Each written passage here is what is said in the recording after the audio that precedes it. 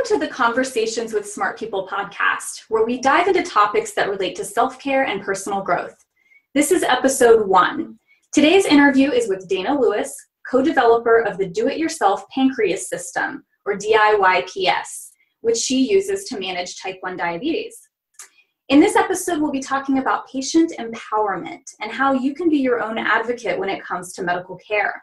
I'm your host, Stacy Fisher-Gunn, and I'm honored to have you with us today. Living Up is a self-care community and gathering place for women who struggle with self-care. As a coach, I help clients develop fun, affordable, practical, and sometimes unusual self-care practices. And now I'd like to introduce our guest, Dana Lewis, who, after growing tired of waiting, which that is her hashtag, tired of waiting, for the medical industry to deliver an artificial pancreas, she designed one herself. And I first met Dana when I attended a meetup on healthcare design in Seattle several months ago. And I remember thinking to myself, this is incredible, that it's one of the most powerful examples of self-care I've ever heard in my life. And I knew that I was going to have to talk with her more. So I'm super excited to have you with us today, Dana, and welcome. Thank you so much for having me. Absolutely. So I thought we should maybe start by giving some background, and maybe you can tell us a little bit more about how you came up with, this idea of developing this artificial pancreas system. Sure. And I'd like to start actually by giving just a little bit of background about type 1 diabetes. Some people may be familiar with it, know it's an autoimmune disease where your pancreas no longer produces insulin. So people have to take injections or use an insulin pump to get insulin into their body. And you may do finger stick blood glucose testing several times a day, or use a continuous glucose monitor in order to monitor what your blood sugar is and decide how much insulin you need to take. So on average, a person with diabetes may make up to 300 decisions a day of things that will actually impact their health and impact their blood sugar. And that's a lot. And we do that on top of our everyday lives, working, taking care of our families, whatever it is you do with your life. And it can be a pretty big burden. And I actually didn't set out to build an artificial pancreas originally. I set out to find a solution for a small problem that I had, which was that the alarm on my continuous glucose monitor didn't wake me up at night. And I had moved out to Seattle several years ago by myself for work, lived by myself, and I had a very reasonable fear of not waking up in my sleep if I had a severely low blood sugar. And that alarm was the only thing kind of keeping me from dangerous territory. So I always knew this was a problem. I talked with manufacturers and said, what can you do to make this alarm louder? And the answer ranged from it's loud enough to most people wake up to it to, it's a problem with battery life and it's a trade-off in design. So that left me really frustrated, but I didn't have any tools and I just had to accept it and do the best that I could without that. And so I actually had a backup system of having my mom text me every morning to technically make sure I was awake and alive, jokingly about missing an alarm, but really a safety check to make sure that I was okay. And she didn't need to have somebody come and check on me in Seattle. Then several years ago, I actually had the opportunity to meet my then boyfriend, now husband. But as we started dating, he asked a lot of the same questions that everybody else is probably thinking of. Well, why don't you just put the alarm on your phone? Why don't you just use your phone or this other technology to make the alarm louder? And the frustrating answer is with medical technology, most of it is not interoperable. You can't get data from one device to the other. Up until several years ago, it was really hard to get your own data in real time, let alone retrospectively. So the answer was we couldn't do anything until I stumbled across somebody on Twitter who had figured out how to get the data off the CGM in real time. And I reached out immediately and said, would you be willing to share your code? And this is my first exposure to the idea of open source and people sharing code and tools freely. And this person gave us the code. We were able to hook my CGM up and start getting my CGM data to the cloud, which we then sent to my phone, which we were able to make really loud and annoying. And guess what? It woke me up every night. And then I decided, well, what else could I do now that I have my data? And so I said, well, I want to share it with people. I want to send it to my boyfriend. I want to send it to my family in Alabama, but they don't need to get alarms every time, I'm 1 point above or below the threshold. So I need to be able to configure things. So I started adding snooze buttons to basically say, hey, I'm awake, I'm taking care of things, like nobody else worry. But because I was pressing the buttons, I decided I might as well put into the system what action I was taking. And because I started becoming essentially a really well-trained guinea pig of entering my data in real time, we were able to take that data, build an algorithm, and actually forecast into the future now of what my blood sugar was going to be. And so this really became the base algorithm that I used in kind of this open loop system for a year, where I would input my data, it would track over time. And if something happened and I needed to take action because my blood sugar was dropping or rising, it would alert me and I could more proactively take action. And this was a huge shift from before, where I was reacting to the fact that I was already low or already high. So this was really looking at forecasting and alerting me.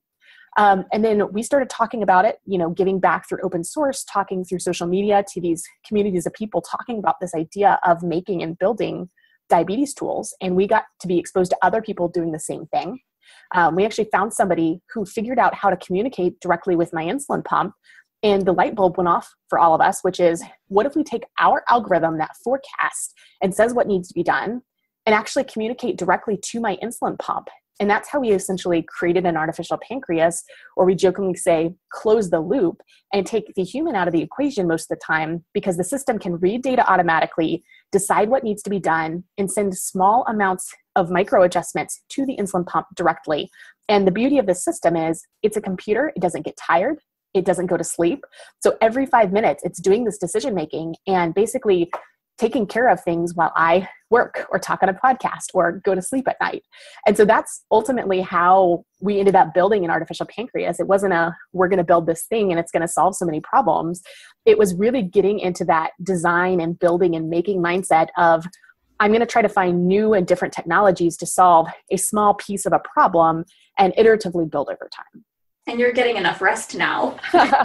What's so funny is the first system we built that we called DIYPS jokingly, because we thought it was great, it started alarming, and sometimes it would alarm upwards of 20 times a night, whatever it needed to do to wake me up. But now with the closed loop system, I get 0 alarms. Like, the alarm system is there as a backup if needed, but I sleep through the night every night. I maybe wake up once a month to an alarm. And that's just night and day. And I know it's very hard for people without diabetes to kind of understand that. So the analogy I like to use is, imagine a 3-month-old baby that wakes up crying and screaming and needs somebody to get up and go take care of it. That's what living with diabetes is. It's waking up at 2 a.m. and feeling totally exhausted, but you're physically feeling, all these symptoms. You have to, drink juice, you have to test your blood sugar, you go back to sleep. An hour later, you wake up, you're high. It's kind of like dealing with that, 1 to 2 hour sleep cycle of really young babies. But the thing is, your diabetes doesn't really grow up. It never leaves the house. It never gets sleep trained. That's just something that people with diabetes deal with, unless we have the technology like hybrid closed loop artificial pancreases to do that care and feeding and those adjustments every 5 minutes so that we humans can sleep. Yes, it is a lot to manage, certainly. And I'm curious to know what point in time were you just like, I am tired of waiting and I'm just going to do it myself? I don't know that there was ever that point. I think for me, it was more of a gradual awakening, especially as, we asked the first person to share their code and we found out what we could do and we turned around and shared it. It was more of a realization of, we don't have to be passive recipients of care as patients. We can really take control of our health. And I think a lot of people do that as much as they can. But I think what this experience has taught me is that's also true of technology. There are a lot of technological hacks, whether it's using tools like if this and that, the if recipes to hack, turning on your light bulbs or opening your garage door or whatever that is.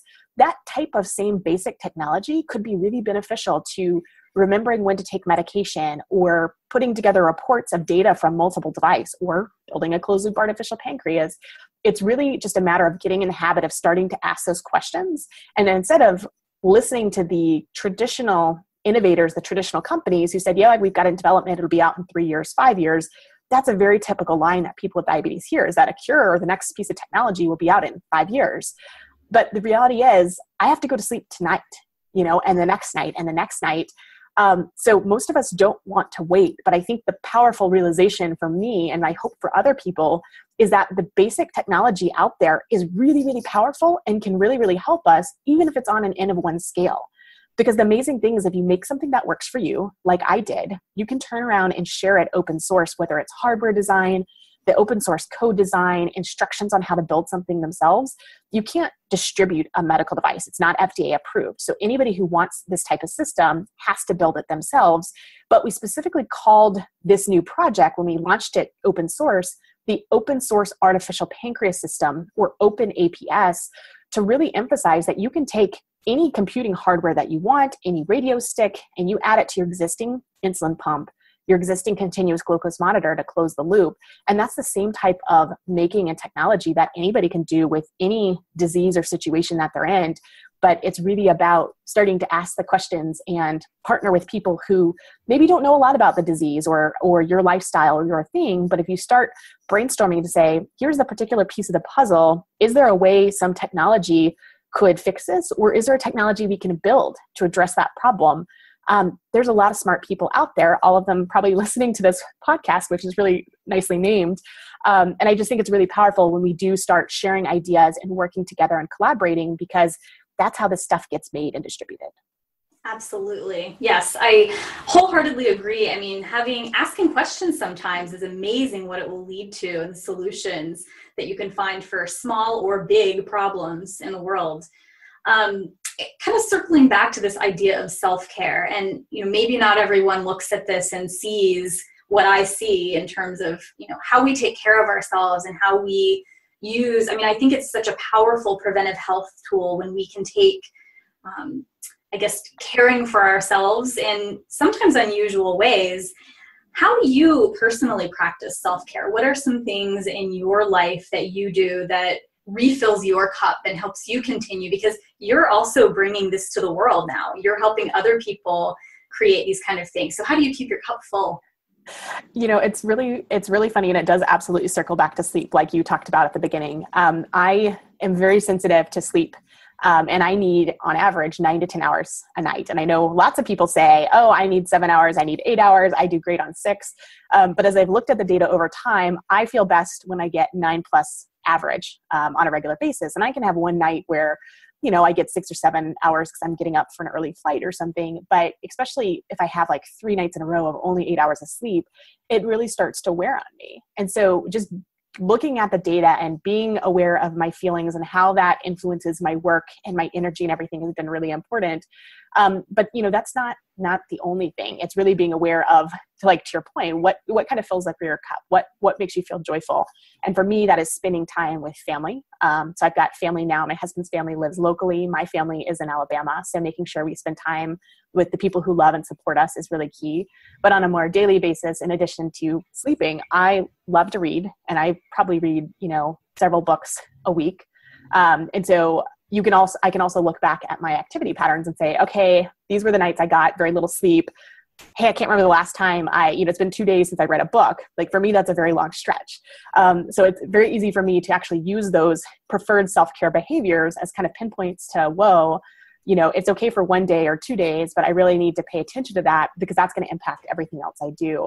But it's been interesting how, using these DIY tools for my diabetes and exposing my existing data that I've had for a long time in new and different ways and bringing it up in real time, starting to use similar tools like the sleep tracking apps that I use, or just generally, looking and seeing how many books on hold that I have at any given time, using these tools to look at the data and really get a feel for, am I on track for taking care of myself and, getting exercise and reading and sleeping, or, are things starting to slip? And that's kind of a good realization of I need to pause and pay attention, or consciously make the decision to trade off between, I've got these three deadlines and I'm working on X and Y and Z, but acknowledge that it's a choice that I'm making because I have the data and I have the knowledge of what I need to take care of myself.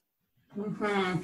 Yeah, I mean, good point about tracking. I think it is easy to get off track when you're not paying attention, when you're not looking, maybe if you're looking daily or weekly or however you do your planning, just to see, am I taking enough time to make sure that I'm, staying healthy and staying on track.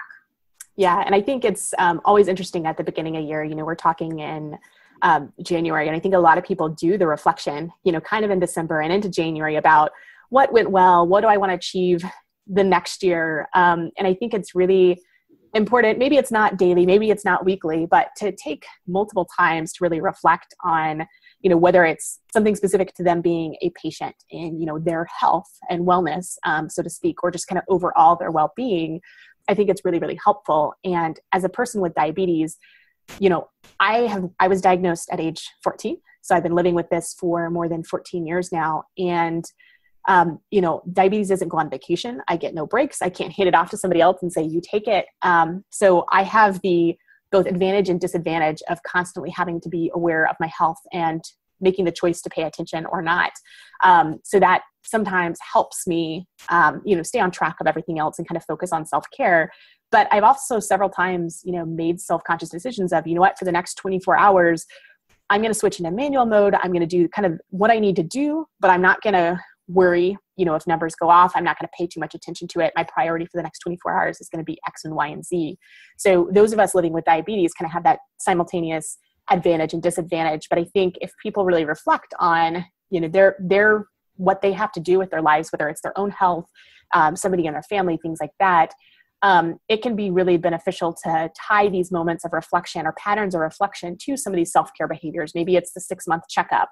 Maybe it's the yearly physical that's, halfway through the year, but really using that to evaluate other things going on and to start to see the patterns and trends of how things connect between things that don't look related, like reading books, but is for me, a sign of my health and well-being.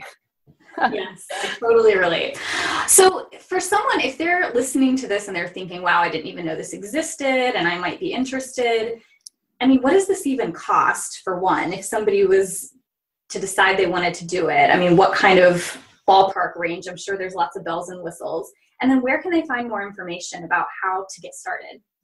Yeah, so like what we were talking about, the DIY artificial pancreas system is called OpenAPS. So if you want to find more, go to openaps.org or look at the OpenAPS hashtag on Twitter because people are sharing pictures and experiences. What's kind of cool is that this project is DIY completely from start to finish. So you actually get off-the-shelf hardware from Amazon or elsewhere, and you bring that together with your insulin pump and your CGM. You have to get the compatible pump, but basically any CGM works with it. And you put together the open source code like Lego blocks to say, hey, I want to read data from the pump. I want to read data from the CGM. So overall, because it's building on top of your existing diabetes equipment, the additional cost is maybe $150 on average to build this small rig that fits into your pocket. And that becomes the artificial pancreas that communicates between all these devices. So the downside to that is, it's DIY. So if it breaks, you have to fix it yourself. There is a community of people online, and there's tons of chat channels and documentation listed on openaps.org. So there's people there to help. But if something breaks, you don't get to call a 1-800 number and get a replacement. You have to decide if it's 2:00 in the morning, do I try to figure it out myself? Do I turn it off and just wait and deal with it in the morning? So there's pros and cons to doing the DIY thing. The positive thing is that hybrid closed loop technology is something that is known to be the future of treatment for diabetes, and there are several versions that are in the commercial development pipeline. One has actually been FDA approved. It's not available on the market yet, but it will be available later in the year. And so if people are thinking, oh gosh, I want this for my diabetes, but I don't know if I can DIY, the first thing I tell people is you would be surprised to know that I am not an engineer by training.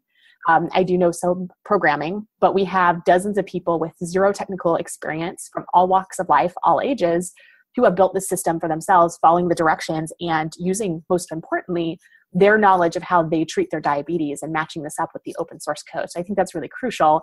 But the other thing is, if you're interested in this and you don't want to DIY, there's still things coming out of the DIY community, tools for automatically tuning your baseline basal rates on your pump, things like that we're putting back out open source. So whether you DIY closed loop or not, you can use these tools to help you talk with your doctor about how you want to treat your diabetes, and know that unlike the 5-year prognosis of everything else, the hybrid closed loop technology is actually going to be out in the market. And beginning next year, there will start to be multiple options, which is really exciting. And then because we have the freedom to self-experiment, many of us in the DIY community are going to continue building and working on the tools, on the hardware, on the software, to continue to make the algorithms more and more advanced to deal with situations that we know, to completely eliminate meal spikes, to deal with exercise, to deal with hormonal, surges, whether you're a teen or somebody who has hormones that surge blood sugars in the morning, to deal with all of this.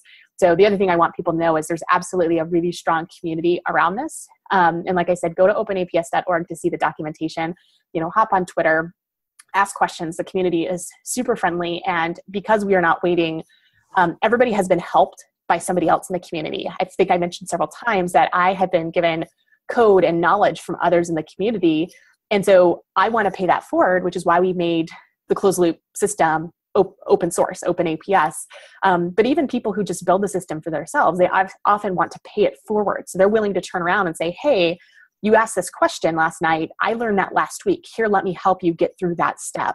So you really get to learn a lot of new things. And the most important skill you can have in this process is, like with all things self-care, being willing to be open to trying something new and learning something new and realizing that, yes, you may be a beginner at this piece of the puzzle, but you may be an expert later down in the road, or an expert on another piece of the puzzle.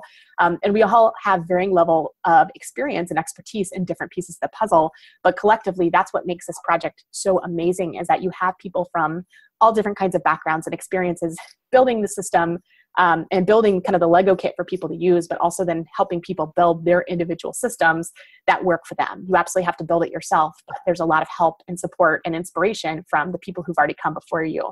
And there's now, I think, over 200 people worldwide using a number of different kinds of DIY closed loop technology, which is really amazing. So I don't know, when you heard me speak a couple months ago, that number was probably closer to like 100 something. Wow. And now it's 200 plus people using a variety of closed loop algorithms, hardware, software. Nobody's system looks the same, but it's all around this idea of, we're not going to wait, and we can use this technology to make us safer every day living with diabetes. When was the first one? When did you make yours, the very first version of this? So my open loop, kind of the DIY PS system that I created with the louder alarm system, we created in December of 2013. And then within a year, so December 2014, I closed the loop and was sleeping every night with the system automating my insulin delivery. And then we actually put out the first pieces of open source code and instructions in February of 2015. So now in January 2017, it'll be almost 2 years now. And it's really incredible to see the improvement in hardware, because we started using a Raspberry Pi, which is a small computer for those of you who know about it, but it's maybe the size of like 2 Blackberries. And now we're using things like the Intel Edison and custom breakout boards, which are the size of a Tic Tac case. So we've been able to see a lot of iterations in the hardware, the code, the algorithms have gotten better. We've added all kinds of interesting features based on people living their lives with diabetes and saying, hey, wouldn't it be cool if the system did X and Y and Z? And as a community, we collaborate and say, well, yes for X, but let's do Y differently. And then the end result looks like this in the real world implementation. And we're often able to go from an idea to implementing in the matter of weeks or days. And that's really incredible when you think about otherwise having to wait 1 year, 2 year, 3 years for this type of technology to be commercially available.